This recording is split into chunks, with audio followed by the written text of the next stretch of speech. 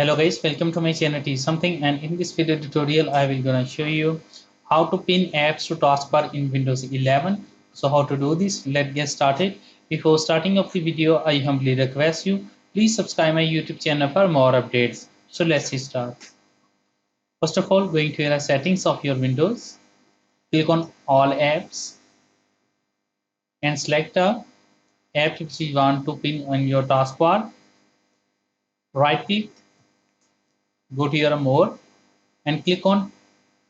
Now it's already pinned in Task Manager. Right click, click on More, click on Pin to Taskbar.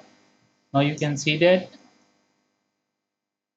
Right click, click on More, click on Pin to Taskbar.